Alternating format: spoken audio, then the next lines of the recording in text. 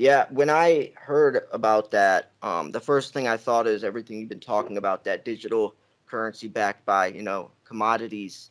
Um, I don't see my problem with that HR 95 or whatever it was, is that he also said that we have to expose the last 6 decades, 60 years of every transaction publicly with Yeah, gold and that's all not that. happening. Right. I was like, if he wouldn't have said that, I mean, that directly just made an enemy, and now that's a whole separate situation.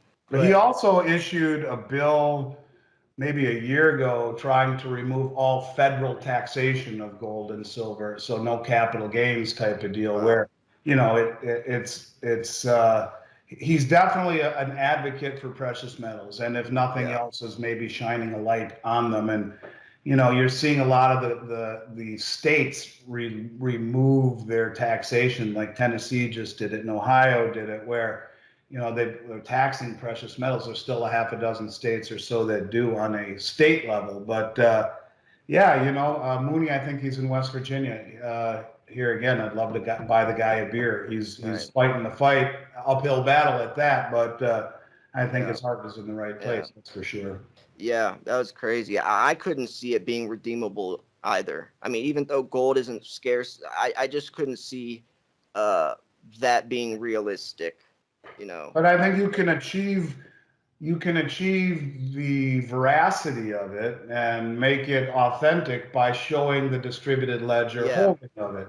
So Right. if the immutability of the ledger allows you to see it there and you know it's real and it's Yeah. audited by the big three or whatever it may be, however it needs to be, where it's being held and not, I mean, I think it offers you a better plan than to just have Just fiat print it. currency. I Yeah. really do believe that a gold backing is coming, and whether it starts there and we do it as a reaction, I don't know, but I do think it will be part of the new system. Look, you can only screw people so many times before they say, shame on you. Now it's shame on me. Screw Hmm. me once, shame on you. Screw me Right. 12 times, shame on me. And so I think people won't drink the Kool-Aid ever again if it's not tethered to some sort of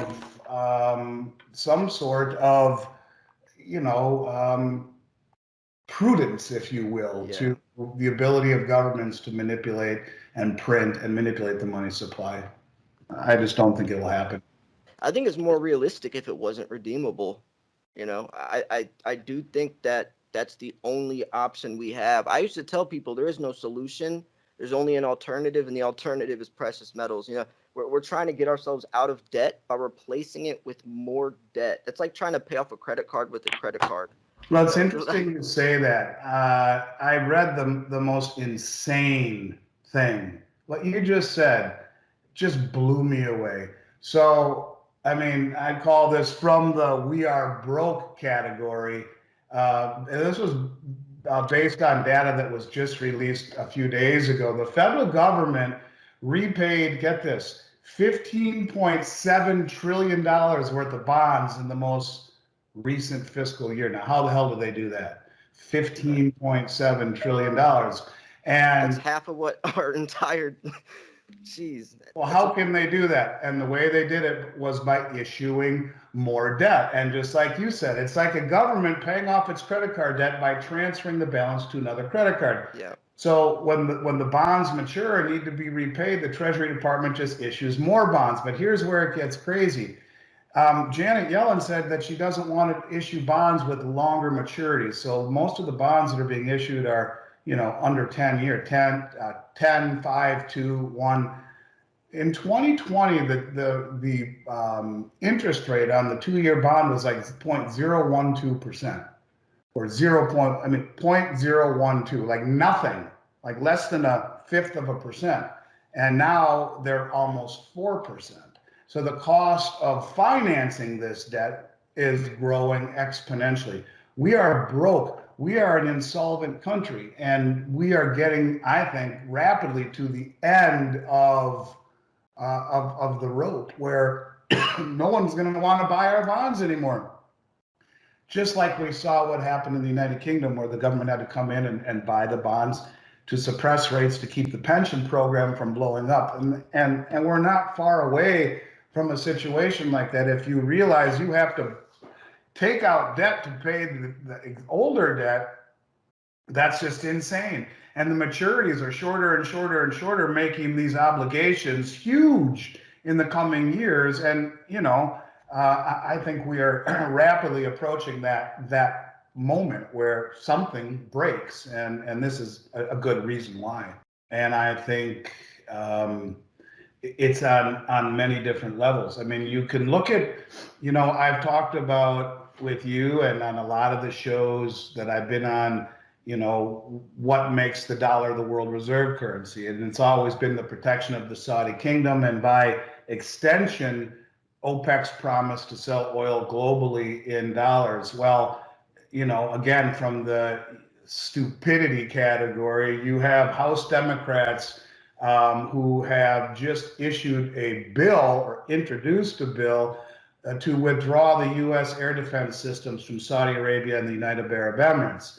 And, you know, they cite the drastic cut in oil production despite President Biden's overtures as a hostile act against the United States and a clear signal that they've chosen, Saudi Arabia and OPEC has chosen to side with Russia and their war against the Ukraine.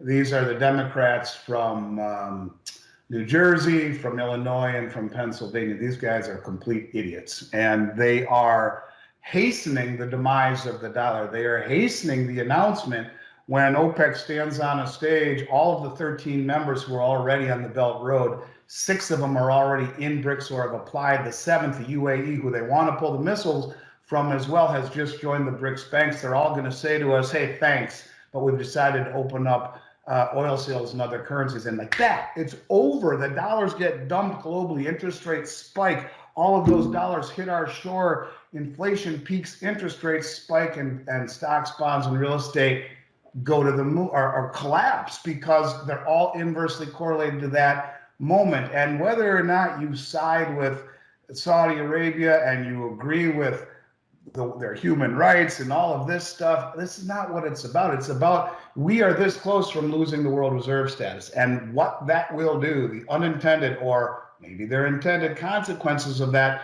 are going to be extraordinary. And if you watched, there's a new commercial out there with Snoop Dogg, and guy says, did you like my rap? And he says something like, it was incredible, Lee bad.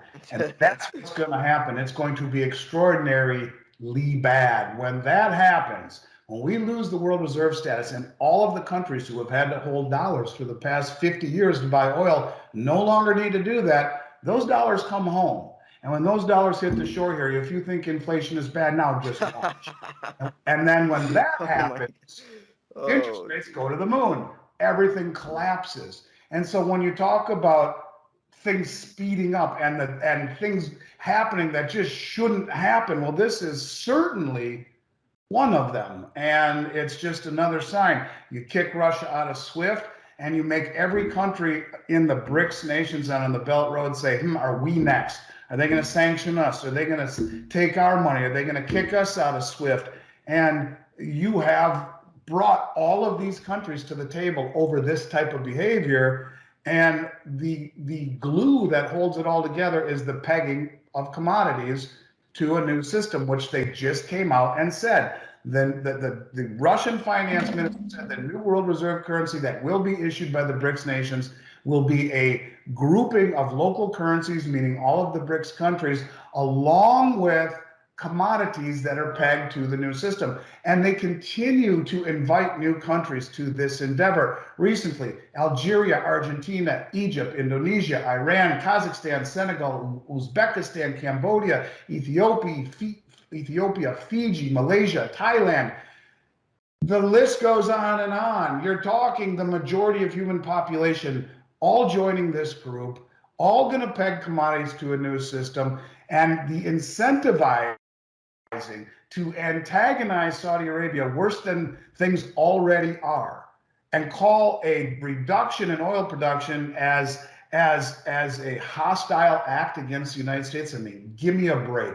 As I talk about, imagine it was the other way around. When we talk about hypocrisy, and if that's hostile, answer me this. If we were Russia and Mexico was the Ukraine, and that country over there, which is, you know, Russia, but they were the ones who controlled SWIFT. If Russia kicked us out of SWIFT, if Russia sanctioned all of our assets, froze everything, took our yachts and all of that kind of stuff that we've done, provided $90 billion to Mexico, sent them Stinger missiles and drones and the intelligence on where to drop the bombs after they froze all of our money, is that not a hostile act? Is that not a declaration of frickin' war? Well, it is to me, and I'm surprised. If it were the other way around, you'd have everyone in this country beating the war drums. And the point of it is the hypocrisy that we have, where we can say that OPEC is not going to produce as much oil after we're going around telling the world we're going green,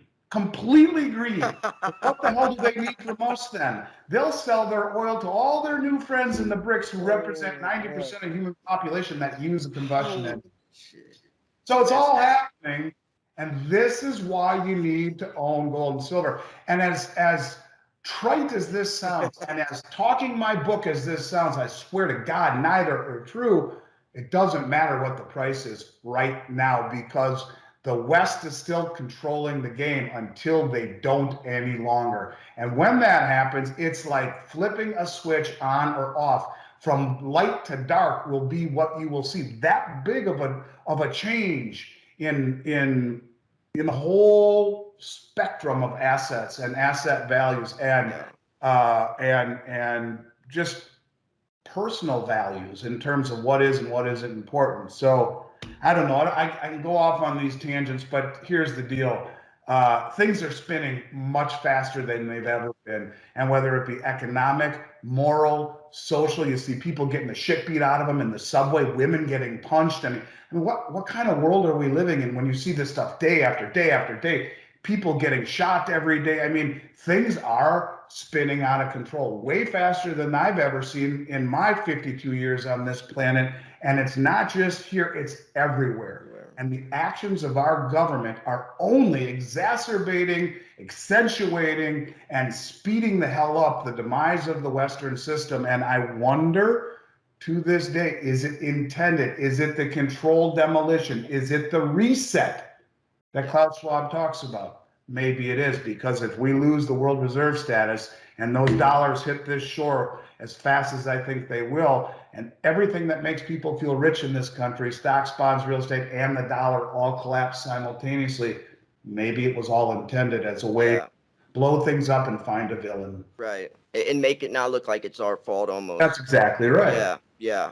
I'll never forget when Federal Chairman Jerome Powell mentioned probably 6 months ago that he could see a currency coexisting or even replacing the dollar. There's room for more than one world reserve currency. He said that's just his way of acquiescing to what is coming. Absolutely. And when you saw Biden go to Saudi Arabia, it wasn't to ask him for more oil. It was to beg him not to join BRICS, not to leave the dollar as the central oil, the central currency to which oil is valued in through OPEC. So I don't know. I think the handwriting is on the wall, and people are focused on the wrong things. Right? They're focused on the Fed. They're focused on gender equality. They're focused on all of this nonsense. And instead, the biggest event in all of our lifetimes is unfolding, and that is a transition of power from the West to the rest of the world. And if you look at the countries that comprise the West, the European Union,